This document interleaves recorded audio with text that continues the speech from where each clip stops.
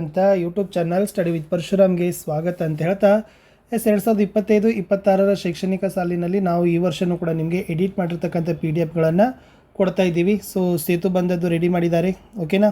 Next Setu ಬಂದಾದ ನಂತರ ಪ್ರಾಜೆಕ್ಟ್ಗಳು ready ಮಾಡಿದ್ದಾರೆ.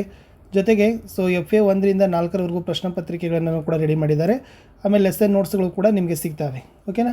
ಸೊ ನೆಕ್ಸ್ಟ್ ಬರೀ ವಾರ್ಷಿಕ ಕ್ರಿಯಾ ಯೋಜನೆ ಮಾತ್ರ ಕ್ಯಾಲೆಂಡರ್ ಆಫ್ ಇವೆಂಟ್ ರಿಲೀಸ್ ಆದ ನಂತರ ಬಿಡಬೇಕಂತ ಇದೆ.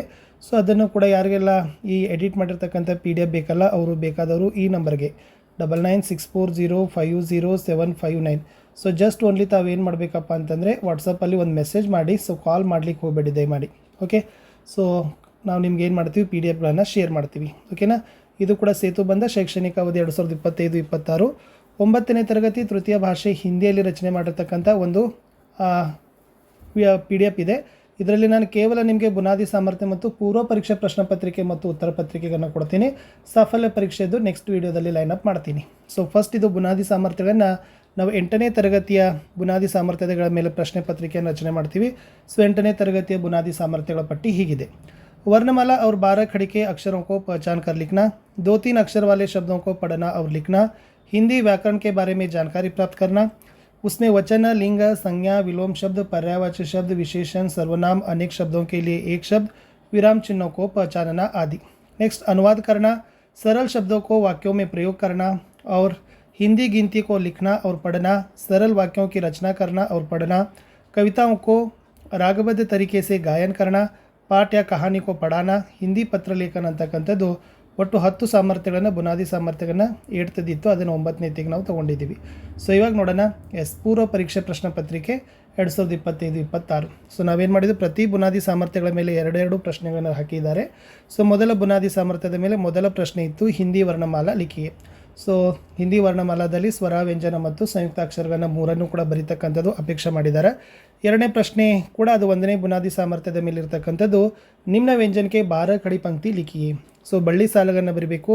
ಸೊ ಕ, ಪ, ಶ ಮತ್ತು ಮ ಅಂತಕ್ಕಂಥದ್ದು ವ್ಯಂಜನಗಳು ಇದ್ದಾವೆ. ಇನ್ನು 2ನೇ ಬುನಾದಿ ಸಾಮರ್ಥ್ಯದ ಮೇಲೆ ಇರತಕ್ಕಂಥ ಥರ್ಡ್ ಕ್ವಶನ್ ಏನಪ್ಪ ಅಂದರೆ, ನಮೂನೆಗೆ ಅನುಸಾರ 2 ಅಕ್ಷರ ವಾಲೆ ಶಬ್ದ ಲಿಖಿಯೇ. ಸೊ 2 ಅಕ್ಷರದ ಶಬ್ದಗಳನ್ನು ಬರೀಬೇಕು. ಇದು ಮಾತ್ರ ರಹಿತ ಶಬ್ದಗಳಿದ್ದಾವೆ, ಗೊತ್ತಿರಲಿ.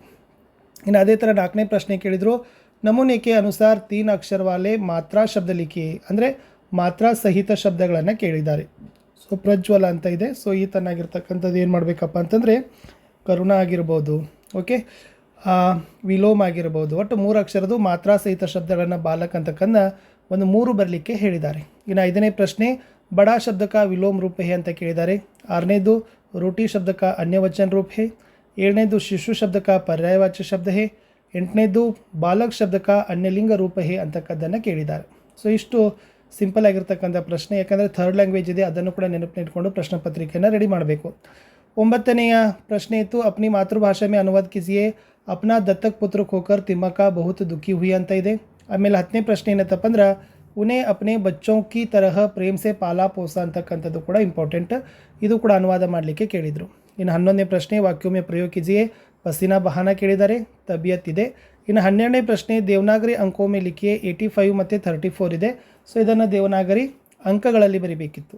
ಇನ್ನು ಮುಂದಿನ ಪ್ರಶ್ನೆ 13ರಲ್ಲಿ, ನಿಮ್ನ ಅಂಕಕ್ಕೂ ಹಿಂದಿ ಅಕ್ಷರೊಮ್ಮೆ ಲಿಖಿಯೇ. ಸೊ ಹಿಂದಿ ಅಕ್ಷರದಲ್ಲಿ ಬರೀತಕ್ಕಂಥವುಗಳನ್ನು 2 ಕೇಳಿತ್ತು, ಅದನ್ನು ಕೂಡ ನೋಡ್ಕೊಡ್ರಿ. 14ನೇ ಪ್ರಶ್ನೆ ಇತ್ತು, ಅಕ್ಬರ್ ಕಹಾ ಗುಮ್ನೆ ಗಯೇತೆ. ಆಮೇಲೆ 15ನೇ ಪ್ರಶ್ನೆ, ಅಕ್ಬರ್ ಬೀರ್ಬಲ್ ಕೋ ಕ್ಯಾ ಬನಾನಾ ಚಾತೇತೆ ಅಂತಕ್ಕಂಥದ್ದು ಕೂಡ ಪ್ರಶ್ನೆ ಕೇಳಿದರು. ಇನ್ನು 16ನೇ ಪ್ರಶ್ನೆ, ಅಕ್ಬರ್ನೇ ಬೀರ್ಬಲ್ ಕೋ ಕ್ಯಾ ಲಾನೆ ಕೆ ಲಿಯೇ ಕಹಾ ಅಂತ ಕೇಳಿದ್ದಾರೆ. ಇನ್ನು 17ನೇ ಪ್ರಶ್ನೆ ಪದ್ಯಭಾಗದಲ್ಲಿತ್ತು, ಮಿಲ್ಕರ ರಹೇದಿಂದ ಹಿಡಿದು ತುರಂತ ಊಟಾಯವರೆಗೆ ಪದ್ಯಭಾಗವನ್ನು ಪೂರ್ಣ ಮಾಡಬೇಕಿತ್ತು.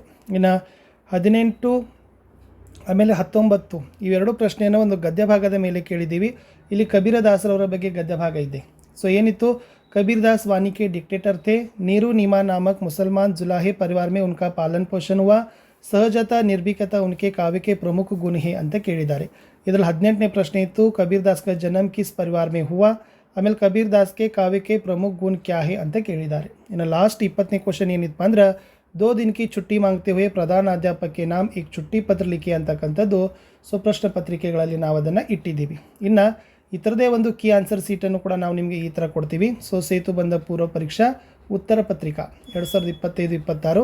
ಸೊ ಫಸ್ಟ್ ಹಿಂದಿ ವರ್ಣಮಾಲಾ ಬರೀಬೇಕು ಪೂರ್ಣ ರೂಪದಲ್ಲಿ. ಸೊ ಹೇಳಿದ್ದೀನಿ ಅದರಲ್ಲಿ ಸ್ವರ ಇರಬೇಕು, ಓಕೆ, ವ್ಯಂಜನ ಇರಬೇಕು, ಆಮೇಲೆ ಸಂಯುಕ್ತಾಕ್ಷರಗಳು ಇರಬೇಕು. ಆ ಮೂರನ್ನು ಕೂಡ ನೀಟಾಗಿ ಬರೆದ್ರೆ ಸೊ ಇದ್ರ ಗ್ರೇಡ್ ಏನಾಗ್ತದಪ್ಪ ಅಂದರೆ ಎ ಅಂತಕ್ಕಂಥದ್ದು ಗ್ರೇಡ್ ಆಗ್ತದೆ. ಇನ್ನು ಎರಡನೇ ಪ್ರಶ್ನೆ, ನಿಮ್ನ ವ್ಯಂಜನಕ್ಕೆ 12 ಖಡಿ ಪಂಕ್ತಿ ರೂಪಲಿಕ್ಕೆ ಸೊ ಕರೆಕ್ಟಾಗಿರ್ತಕ್ಕಂಥ 12 ಮಾತ್ರಗಳನ್ನು ಬರೆದಿರ್ತಕ್ಕಂಥ 12 ಖಡಿ ಪಂಕ್ತಿಗಳನ್ನು ಬರಿಬೇಕು. ಮೂರರಲ್ಲಿ ನಮೂನೆ के अनुसार 2 अक्षर वाले 4 ಶಬ್ದ ಕೇಳಿದ್ದಾರೆ. ಇಲ್ಲಿ ರಥ ಇದೆ, ಮರ, ಯಮ, ಕರ, ಸರ, ನರ ಇವೆಲ್ಲವುಗಳನ್ನು ನೀವು ಬರಿಬೋದು. ಇನ್ನು ನಾಲ್ಕನೇ ಪ್ರಶ್ನೆ, ನಮೂನೆ के अनुसार 3 अक्षर वाले 4 ಮಾತ್ರಾ ಸಹಿತ ಶಬ್ದ ಲಿಖಿ ಅಂತ ಕೇಳಿದ್ದಾರೆ. ಸೊ ಪ್ರಜ್ವಲ ಅಂತಕ್ಕಂಥದ್ದು ಒಂದಿದೆ. ಸೊ ಅದೇ ತನಗಿದು ಪ್ರಮುಖ ಆಗಿರ್ಬೋದು, ಜೀವನ ಆಗಿರ್ಬೋದು, ಓಕೆನಾ. ಸೊ ಇಲ್ಲಿ ಬರೀ 3 ಅಕ್ಷರ ಅಂತ ಕೇಳಿದ್ದಾರೆ. ಸೊ 3 ಅಕ್ಷರದಷ್ಟೇ ನೀವೇನು ಮಾಡಬೇಕು, ಬರಿಬೇಕು. ವಿಲೋಮ ಅಂತಲೂ ಕೂಡ ನಿಮಗೆ ಬರೆದ್ರೂ ಕೂಡ ಅಂಕಗಳನ್ನು ಕೊಡ್ತಾರೆ. ಇನ್ನು ಐದನೇ ಪ್ರಶ್ನೆ, ಬಡಾ ಶಬ್ದಕ ವಿಲೋಮ ರೂಪ ಹೇ ಅಂತ ಕೇಳಿದ್ದಾರೆ. ಸೊ ಬಡಾದ ವಿಲೋಮ ಛೋಟಾ. ಇನ್ನು ರೋಟಿ ಶಬ್ದಕ ಅನ್ಯ ವಚನ ರೂಪ ಹೇ ಕೇಳಿದ್ದಾರೆ, ರೋಟಿಯಾ. ಶುಶ್ರು ಶಬ್ದಕ ಪರ್ಯಾಯ ವಚನ ಶಬ್ದ ಬಾಲಕ, ಓಕೆ, ಬಚ್ಚ ಅಂತಲೂ ಕೂಡ ಬರಿಬೋದು. ಬಾಲಕ್ ಶಬ್ದಕ ಅನ್ಯಲಿಂಗ ರೂಪ ಹೇ ಬಾಲಿಕಾ ಆಗ್ತದೆ. ಆಮೇಲೆ ಮಾತೃಭಾಷಾದಲ್ಲಿ ಅನುವಾದ ಮಾಡಲಿಕ್ಕೆ ಕೇಳಿರ್ತಕ್ಕಂಥ ವಾಕ್ಯ ಇತ್ತು ಸ್ನೇಹಿತರೆ, ಅಪನ ದತ್ತಕ್ ಪುತ್ರಕ್ಕೆ ಹೋಕರ್ ತಿಮ್ಮಕ್ಕ ಬಹು ದುಃಖಿ ಹುಯಿ ಅಂತ ಕೇಳಿದ್ದಾರೆ. ತನ್ನ ದತ್ತು ಪುತ್ರನನ್ನು ಕಳೆದುಕೊಂಡು ತಿಮ್ಮಕ್ಕ ಬಹಳ ದುಃಖಿತಳಾಗಿದ್ದಳು, ದುಃಖಪಟ್ಟಳು ಅನ್ನೋದನ್ನು ನೀವು ಬರಿಬೋದು. ಇನ್ನು ಅದೇ ಥರ 10ನೇ ಪ್ರಶ್ನೆ ಇತ್ತು, ಉನೇ ಅಪ್ನೆ ಬಚ್ಚೋಂ ಕಿ ತರಹ ಪ್ರೇಮ್ ಸೆ ಪಾಲಾ ಪೋಸ ಅಂತ ಕೇಳಿದ್ದಾರೆ. ಅವುಗಳನ್ನು ತನ್ನ ಮಕ್ಕಳ ಹಾಗೆ ಪ್ರೀತಿಯಿಂದ ಪಾಲನೆ ಪೋಷಣೆ ಮಾಡಿದಳು ಅನ್ನೋದು ಉತ್ತರ. ಇನ್ನು ವಾಕ್ಯದಲ್ಲಿ ಪ್ರಯೋಗ ಮಾಡಬೇಕು. ಅ ಮತ್ತು ಅದಲ್ಲಿ ಪಸೀನಾ ಬಹಾನ ಇದೆ. ಕಿಸಾನ್ ಖೇತ್ ಮೇ ಪಸೀನಾ ಬಹಾಕರ್ ಕಾಮ್ ಕರ್ತೆ ಹೈ ಕಿಸಾನ್ ಲೋಗ್. ಆಮೇಲೆ तबीयत स्वस्थ रखने के लिए संतुलित आहार का सेवन करना चाहिए. तबीयत को स्वस्थ रखने के लिए संतुलित आहार का सेवन करना चाहिए इज द ರೈಟ್ ಆನ್ಸರ್. ಇನ್ನು ದೇವನಾಗರಿ ಅಂಕದಲ್ಲಿ ಬರಲಿಕ್ಕೆ ಕೇಳಿದರೆ 85 ಮತ್ತು 34 ಇದೆ. ಇದು 27 ಮತ್ತು 94 ಅಂತಕ್ಕಂಥದ್ದು ಕೇಳಿದ್ದಾರೆ, 27 ಮತ್ತು 94. ಇನ್ನು 14ನೇ ಪ್ರಶ್ನೆ ಇತ್ತು ಫ್ರೆಂಡ್ಸ್, अकबर कहाँ घूमने गए थे ಅಂತ ಕೇಳಿದರು. So the very simple answer, Akbar Shahibaug में घूमने गए थे. अकबर बीरबल को क्या बनाना चाहते थे? अकबर बीरबल को मूर्ख बनाना चाहते थे. अकबर ने बीरबल को क्या लाने के लिए कहा? अकबर ने बीरबल को हरा घोड़ा लाने के लिए कहा. ಇನ್ನು ಪದ್ಯಭಾಗದ ಸಾಲುಗಳನ್ನು ಯಾವ ಥರ ನೀಟಾಗಿ ಬರೀಬೇಕಾಗಿತ್ತಂದರೆ, ಮಿಲಕರ್ ರಹೆ ನಿಯಮ ಅಪನಾಯೆ ಭೀತಿ ಬಾತೋಂ ಕೋ ಬಿಸರಾಯೆ ಛೋಟೆ ಬಡೆ ಸಭಿ ಮಿಲ್ ಜಾಯೆ ಗಿರೆ ಹುಯೆ ಕೋ ತುರತ್ ಉಟಾಯೆ ಅಂತಕ್ಕಂಥ ಬರೆದ್ರೆ ಸಾಕು. ಇನ್ನು ಲಾಸ್ಟ್ ಗದ್ಯ ಭಾಗದಲ್ಲಿರ್ತಕ್ಕಂಥ 3 ಪ್ರಶ್ನೆಗಳಿಗಿತ್ತು, 2 ಪ್ರಶ್ನೆ. ಸೊ ಫಸ್ಟ್ ಏನಪ್ಪ ಅಂತಂದರೆ, ಕಬೀರ್ ದಾಸ್ ಕ ಜನ್ಮ ಕಿಸ್ ಪರಿವಾರ ಕೇಳಿದ್ದಾರೆ, ಜುಲಾಹ ಪರಿವಾರ ಆಲ್ರೆಡಿ ಇಲ್ಲಿ ಕೊಟ್ಟಿದ್ದಾರೆ, ಜುಲಾಹ ಪರಿವಾರ ಅಂತ. ಇನ್ನು ಕಬೀರ್ ದಾಸ್ ಕೆ ಕಾವ್ಯಕ್ಕೆ ಪ್ರಮುಖ ಗುಣ ಕ್ಯಾ ಹೇ ಅಂತ ಕೇಳಿದರು. ಇಲ್ಲಿದೆ ಸಹಜತಾ ಇದೆ, ನಿರ್ಭೀಕತಾ ಇದೆ. ಸೊ ಅದನ್ನು ಬರಿಬೇಕು. ಇನ್ನು ಲಾಸ್ಟ್ 2 दिन की छुट्टी मांगते हो ಪ್ರಧಾನ ಅಧ್ಯಾಪಕ ನಮ್ಮ ಚುಟ್ಟಿ ಪತ್ರದಲ್ಲಿ. ಸೊ ಚುಟ್ಟಿ ಪತ್ರಕ್ಕೆ ಪ್ರಾರೂಪಕ್ಕೆ ಅನುಸಾರ. ಸೊ ಪ್ರಾರೂಪ ಅಂದರೆ ಗೊತ್ತಿರ್ಬೋದು, ಈ ಕಡೆ ಸ್ಥಳ ಮತ್ತು ದಿನಾಂಕ ಹಾಕಬೇಕಾಗ್ತದೆ. ಆಮೇಲೆ ಪ್ರೇಷಕ್ ಇದೆ, ಓಕೆ, ನಿಮ್ಮ ಹೆಸರು, ತರಗತಿ, ಶಾಲೆ ಹೆಸರು, ಆಮೇಲೆ ಸೇವಾಮೆ ಬರಿತೀರಿ. ಆಮೇಲೆ ಲಾಸ್ಟ್ ಈ ಕಡೆ ಆದರಣೀಯ ಮಹೋದಯ ಬರೆದು ವಿಷಯ ಬರಿತೀರಿ. ಆಮೇಲೆ ನೆಕ್ಸ್ಟ್ ಏನು ಬರಿತೀರಿ, ಪತ್ರದ ಕಲಿಯವರು ಆಗ್ತದೆ. ಸಮಾಪನ ಮಾಡಿ ಏನು ಮಾಡ್ತೀರಿ, ಆಪ್ಕಾ ಆಜ್ಞಾಕಾರಿ ಛಾತ್ರ ಯಾ ಛಾತ್ರ ಅಂತ ಬರೆದು ಪತ್ರವನ್ನು ಮುಗಿಸಿದರೆ ಚುಟ್ಟಿ ಪತ್ರ ಕಂಪ್ಲೀಟ್ ಆಗ್ತದೆ. ಇಷ್ಟು ನಾನು ಸೇತುಬಂಧದಲ್ಲಿ ಒಂದು ಮಾಡೆಲ್ ಕ್ವಶನ್ ಪೇಪರನ್ನು ಕೊಟ್ಟಿದ್ದೆ. ಸೊ ಬುನಾದಿ ಸಾಮರ್ಥ್ಯಗಳು ಮತ್ತು ಪ್ರಶ್ನೆ ಪತ್ರಿಕೆ. ಸೊ ಯಾರಿಗೆಲ್ಲ PDF ಬೇಕು ಅನ್ನೋರು ಸಹಿತ ಕಮೆಂಟನ್ನು ಮಾಡಬಹುದು ಅಂತ ಹೇಳ್ತಾ ವಿಡಿಯೋನ ಲೈಕ್, ಶೇರ್ ಹಾಗೂ ಸಬ್ಸ್ಕ್ರೈಬ್ ಮಾಡೋದನ್ನು ಮಾತ್ರ ಮರೆಯದಿರಿ. ಬಾಯ್.